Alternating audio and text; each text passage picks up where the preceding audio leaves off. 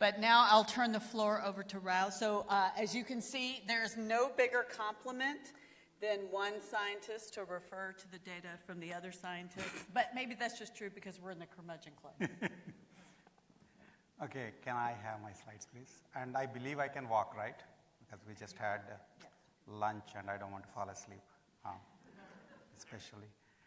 Okay, so we're going to talk about AI for scientific discovery, but I guess behind, in the back of your minds, many of you are thinking also, did we really mean LLMs? Because outside of this room, and maybe also inside of this room, when people say AI, they mean LLMs and ChatGPT. And so it's kind of useful to keep that in mind. And then, this is a session on enablers, and, I don't understand how, Missy thinks I'm a curmudgeon. I'm actually a really, really rose-colored glasses person. In fact, as Ann Landers once said, rose-colored glasses are never made in bifocals because nobody wants to read the small print in dreams. So I'm not going to be standing here and saying, no, there's not going to be any hope of AI helping in scientific discovery. I'll actually say it actually will help. We just have to be careful as to what we are using. Okay, so that involves me telling you a little bit about AI. I know everybody is an AI expert, definitely in this room. In fact, I'm told that the fastest things on Earth are cheetah, airplane, speed of light, and people becoming experts in AI. In fact, some of them probably became AI experts while walking into this room. But still, I want to tell you a couple of things just to put this in perspective, because as Pat Langley was pointing out earlier, look, computational discovery is one of the holy grails for AI applications from like God knows when, right? I mean, I think Yolanda showed Herb Simon's picture, for example. So this is not a new thing. Although for lots of people, suddenly they woke up and realized this is the kind of thing that, is probably going to be done by ChatGPT or something. So trends in AI technology, it's like worthwhile realizing that like two slides I want you to see. One is we went from explicit knowledge to tacit knowledge tasks, from like the Herb Simon's time to now, we actually have gone to doing things that we know how to do as well as articulate, to doing only things that we know how to do but we don't know how to actually articulate. So that's where the machine learning part came along. And then also reasoning from specifications to learning from large data. That's one big trend change in AI. That actually happened sort of up to like from 2013-ish onwards, and keep that in mind. The other trend that's actually very helpful to keep in mind is that we went from deep and narrow AI systems to broad and shallow AI systems. And everybody wants deep and broad AI systems. They don't exist. Okay, so deep and narrow, AlphaFold, for example, does extremely well in folding the proteins. AlphaGo does great in creaming the heck out of Lis et al. But as people would say, if it basically will think of the best next move to make when the room is on fire. Because it's an AI system, it won't get singed like or something. But anyway, so deep and narrow systems do what they do well, but they don't have the general knowledge. The broad and shallow systems, unfortunately, can talk extremely well on many, many things, extremely well being firm, and will basically, that could be a problem for us because of our own cognitive flaws. And then that's the things like generative AI systems and ChatGPT and so on. And so we also went from discriminative classification to sort of generative imagination. And those are two things that happened. So from idea generation is what like the generative systems will do, and plowing through computation, this nice phrase that I think Yolanda put this morning, is what deep and narrow systems can do as assistants to the people as scientists. So this is my foreshadowed summary, and I just want to walk you through it. So first of all, I think automated doctor, automated therapist, automated scientist is what gets you the clicks and the New York Times interviews are. I don't know what's wrong with Economist front pages, but really what AI is great for, and we should be using that way, is doctor's assistant, therapist assistant, and scientist assistant. And that way, it actually will be very helpful. And again, I think a lot of people here already understand that, but some of them, it's also worthwhile pointing that out. So the summary is basically that AI essentially has been helpful, and it will certainly be helpful. And the two different things it does, that deep and narrow systems They would be useful, but they need to communicate with humans, so we need to have this human-AI interaction. That's the big point on that side. For the broad and shallow systems, the caution should be the fact that they can't reason. As Brad early in the morning was saying, you want to do science with these AI systems. Yes, they should learn, but they should also reason. And reasoning is like a bedrock of things. And it turns out they just cannot do reasoning. And that's one of the things that I actually do my work on right now. So there is no guarantee that whatever they imagine will actually be sound. So as long as there's somebody who is in the loop, who knows truth from fiction, it's okay. If not, you are essentially not going to be doing too well. So they are actually good as idea generators, but not necessarily in terms of doing automated experiments themselves. That's not a great thing. So coming to the part on the deepened narrow systems, so the big thing there is the human-AI interaction. We have sort of wasted our lives trying to talk to computers by going into their land. And if the AI systems, AI revolution has to make sense, they better come into our world and talk in our language. And so we want to stop doing these explanations by pointing and advising by nodding, yes, that's right, yes, that's wrong, and talk to the systems the way you talk to people that talk to you and me. And as somebody was saying, what happens if this AI systems comes to the project meeting? You'll be doing this and also kind of pointing. That's not good, because you want to be able to talk to that as you would to the other scientists. So it turns out for this, that's like part of our work. Essentially, you want to be able to, the systems have to have mental modeling capabilities and should be able to actually make the dialogue with the humans in terminology that they understand, as against we looking at some random saliency maps and trying to read tea leaves. That's like a waste of our time. There should be, if there's an explanation to be given, the explanation should be given by the system in terms that we can understand. This is a huge research challenge. And in fact, there's a blue sky paper that we had last year in AAAI. And the work that I do here, I think Tom McKenna is sitting here, is one of the people pouring money into this. And we are actually trying to make that happen, because human-AI interaction is important to all sorts of places, especially also in science part.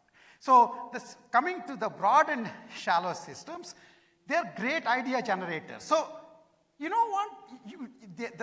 I don't know whether any of you know how Einstein came up with E equal to mc squared. This Far Side cartoon actually explains. So he was trying mc power 4, mc power 9, etc., until this lady came and squared away his table and said, there it's squared away. Okay? Now, the point of this is the idea is, its worth of the idea is the person hearing the idea. Obviously, this is made up. I mean, I don't know whether Gary Larson was actually there when Einstein was doing this stuff.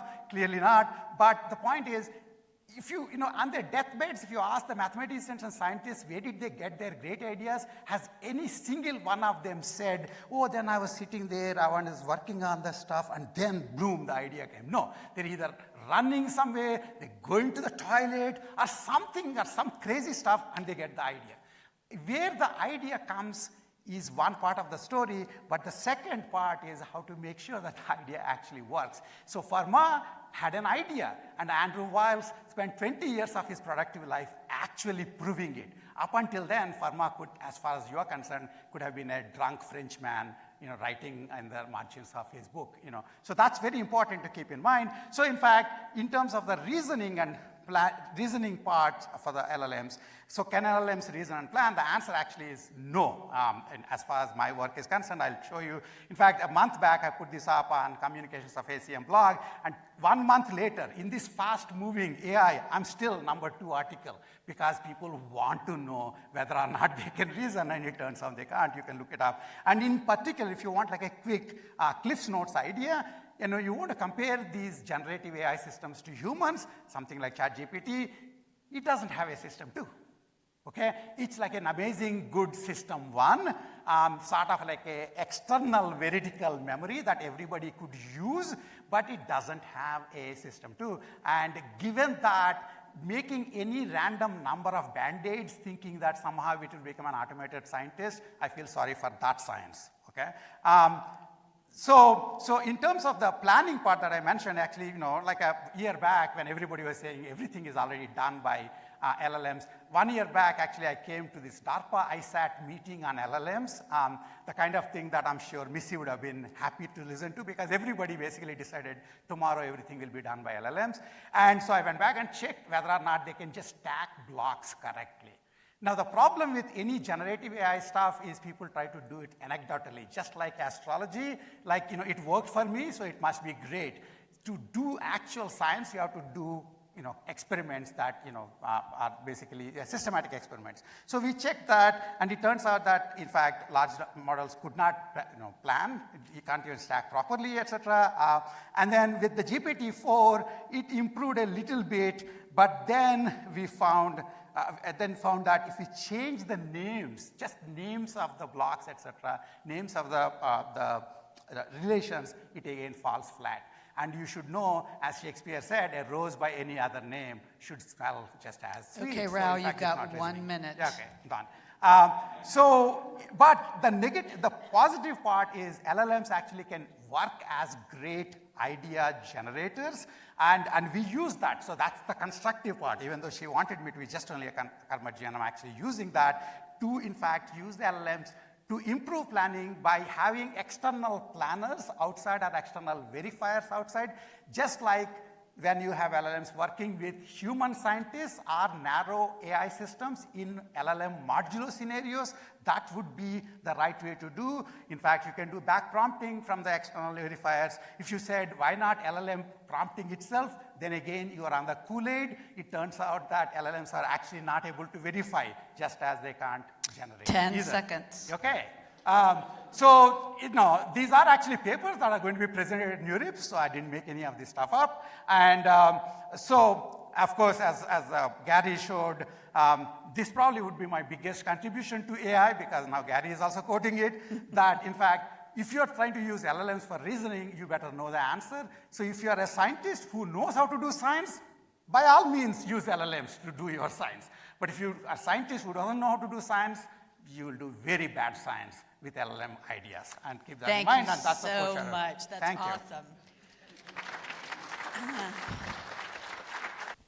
So, yeah, I was about to say, why don't we hear from each of you what you think the big gaps are? Yeah, as I said, first of all, I think the two things that I actually, first of all, didn't talk only about LLMs. I talked about deep and narrow systems, in which case the most important thing in terms of using the current technology is just making sure that the interaction between the system and the AI, human is a lot more fluid. And for the generative AI systems, I think the big issue is how to make them actually deep and broad, which is the reasoning part that's missing. Right now you can do it in the LLM modulo way, where LLMs are used along with deep and narrow systems, or LLMs are used along with humans. But those would be a way to go right now. But as going forward, one of the things that LLMs do not have, the generative AI systems don't have, is world models and the ability to sort of mentally project. So they essentially are sort of missing the system 2, and that will be, the old AI actually is actually very good at system 2, but didn't have system 1, surprisingly enough. And the new AI is all system 1 and not much of a system 2. And so I think that would be the big gap from AI perspective. I should mention that honestly, I am not as big on this whole science thing and whether we get a Nobel Prize, etc., because I think the most important science, computer science, doesn't even get a Nobel Prize. So I'm not really interested in that whole aspect. I'm just thinking in terms of if AI becomes more robust, it will help everybody. I think beyond that, it would be specific, scientific disciplines that might need, specific things. Thank you, Ralph. So, thank you. I'm Mark Kavalowski from the Department of Navy. So it seems like one of the themes across all three of the talks is trust but verify, or I think as Ralph put it, that LLMs are ideal when you already know the answer, right? And so that, I love that graphic, by the way. And I think... So I told you, that's my biggest contribution to science. Go ahead. Great. So, but that speaks to me, like, going back to theoretical computer science, that that's an NP-complete problem, right? So that's a problem where it's very hard to come up with the answer, but you know it when you see it, right? And so this is why it's great, LLMs are great for writing proposals, because it's a lot easier to edit a proposal than it is to actually write one from scratch. So I guess the question is, one, is that a good mental model for when to use LLMs? And two, or more broadly, what is a curmudgeon's perspective on that idea? Can I? Yeah, I mean, because you are also there. Because she asked curmudgeon perspective. But anyway, so first of all, I think it is indeed the case that the places where LLMs have been most useful have been in terms of writing emails, writing proposals, etc., where you know what you want to say, but it's very painful to write it, and then you're hoping that whatever it is written, you will check and check. That's true, that where you are doing the verification and verification is easy for you. But there's a whole bunch of things where you actually don't know the answer. So for example, what is the capital of some country, or what is the multiplication of something, or any of these things where you can't verify at all. And in those cases, asking LLM, can you verify, which unfortunately is a huge thing right now. Basically, people have started saying, yeah, they can't reason, but they can self-critique. Turns out they're just as bad in self-critiquing. They don't know how to verify, they don't know how to generate. You know how to verify, you find it hard to generate. So that's where you come into perspective and say, indeed, actually, in the LLM modulo scenarios that I was mentioning, it's the external solvers, the deep solvers are verifiers. They actually would take much longer to do the search.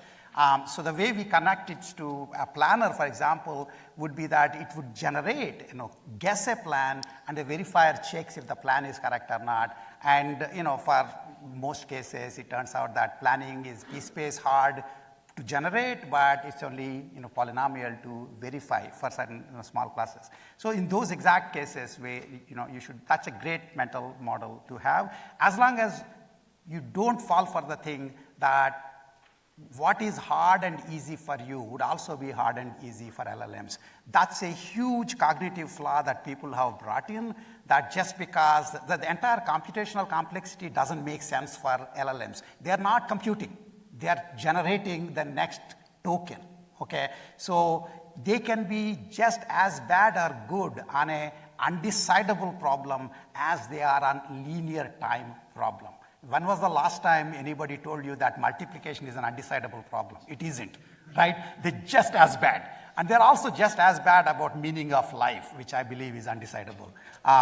So I think the point being that you should just not transfer, anthropomorphize them, But for yourself, it's great to say, I'll use it when I know or at least can verify the answer. Okay, another question over here. Hi. Hello, everybody. My name is Hod Lipson, Columbia University. I'm an anti-curmudgeon, so I think we even sparred on NPR a while ago. Let me see, on driverless cars. So my question is, I think it's very easy to point out all the deficiencies. In fact, you have to update your slides. A lot of the examples that you showed about math are already solved by the newer versions. And it can do a lot of things that you didn't even show. And my point is that these things are getting better all the time. So whatever fault you can find, it's just going to be a matter of time until these systems learn to do these things. So my question for you is, do you think it will never work? Or do you think it's a matter of a decade, a century, 1,000 years? What's your, I mean, it's very easy to say it's not working now and laugh at it. But that's not the point. The question is, what's the future of science? Okay, so I want to mention 2 points. One is, first of all, I served as the president of Association for Advancement of AI. I'm a huge fan, cheerleader for AI, okay? So please don't misunderstand that somehow I'm here to criticize something. Using a technology and being delusional about certain technologies are two very different things. If you're asking, can AI reason? Of course it can. Have you heard of Deep Blue? Have you heard of any random small planner? Of course they can do reasoning. If you're asking a very specific, amazingly useful technology called LLMs, can they reason? No. There is no reason to believe that they can reason. I'm not the only guy. The guy who invented convnets that you're all very excited about, Jan LeCun, essentially says the exact same thing. But there are ways in which combining the AI technologies such that you can have both system 1 and system 2. There is nothing that you can do. There is not any amount of lipstick that you can put on an autoregressive LLM that will suddenly make it do reasoning. Can it fake? Of course it can fake reasoning, because if you can give enough data, everything is an approximate retrieval. That's exactly how interviews go right now, right? Because people prepare for the interviews and they act very, they take a couple of minutes and answer your question. That doesn't mean that they can actually do first principles reasoning. So please don't assume that there is any argument being made that AI will not be able to solve the world's problems. We are in AI. That's exactly the reason we got into it. Okay, we're just making sure that people don't, use the technology without understanding limitations. But you're not answering the question of when. And Okay, I'm sorry, I'm not an astrologer or a predictor. I do work. I Thank you. don't predict numbers. Okay, we're being kicked off the stage. We are fighters up here, in case you did. So we will be happy to talk with you later after the panel. Thank you so much.